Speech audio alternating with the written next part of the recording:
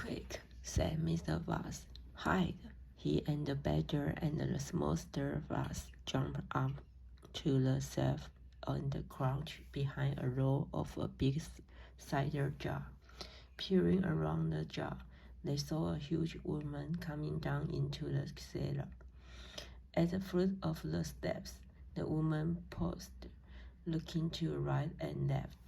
Then he turned and headed straight for the place where Mr. Voss and the badger and the smallster Voss were hiding. He stopped right in front of them. The only thing between her and them was a row of cider jar. He was so close, Mr. Voss could hear the sound of her breathing. Peering through the crack between two bottles, he noticed that he carried a big rolling pin in one hand. "How many were he wants this time, Mrs. Bean?" the woman shouted, and from the top of the step the other voice called back, "Bring up 2 or 2 jars." "He drank 4 years, Mrs. Bean." "Yes, but he won't want that many today, because he's not going to be up there more than a few hours longer. He says the boss is bound to make a run for it this morning. It can possibly stay down that hole a long day without food." The woman in the cellar reached out and filled a jar of cider from the shelf. The jar he took was one to the jar behind which Mr. Voss was crouching. "I'll be glad when the rotten bloater is killed and strung up on the front porch," he called out. "And by the way, Mrs. Bean, your husband promised I could have the tail as a souvenir." "The tail's been so shot to pieces," said a voice from upstairs. "Don't you know that?" "You mean it's ruined?" "Of course, it's ruined. They shot the tail but Mr. Voss." "Hey, heck," said big woman. "I did so want that tail. You can have the head instead, Mabel.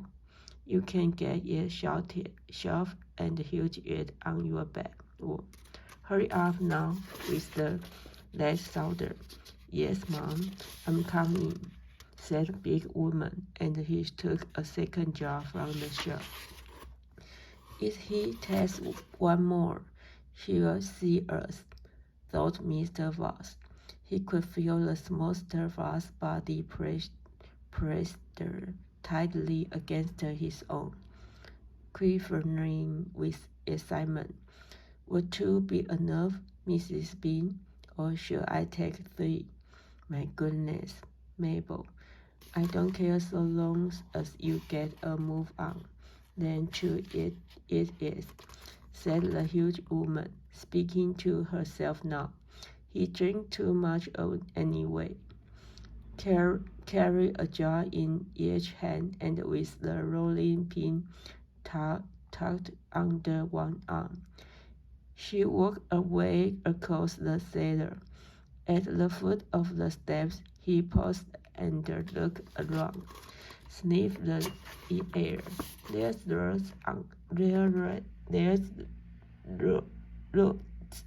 rats down here again, Mrs. Bean. I can smell them. Then poison them, woman, poison them. You know where the poison's kept?" "Yes, Mama," Mabel said. He climbed slowly out of sight up the step. The door slammed. "Quick," said Mr. Voss. "Grab a jar each and run for it." Red stood on his high shelf and said, "What did I tell you? You nearly got nabbed, don't you? You nearly gave the game away. You keep out of here from now on. I don't want you around. This is my place." You, said Mr. Fox, are going to be a poison. Poppycock, said Rat. I sit up here and watch her putting the stuff down. She'll never get me. Mr. Fox and the Badger and the smallster Fox ran across the cellar, clutching a gainer jar each. Goodbye, Rat, they called out as they disappeared through the hole in the wall. Thanks for the lovely cider. Thieves, said the Rat. Robbers, bandits, burglars.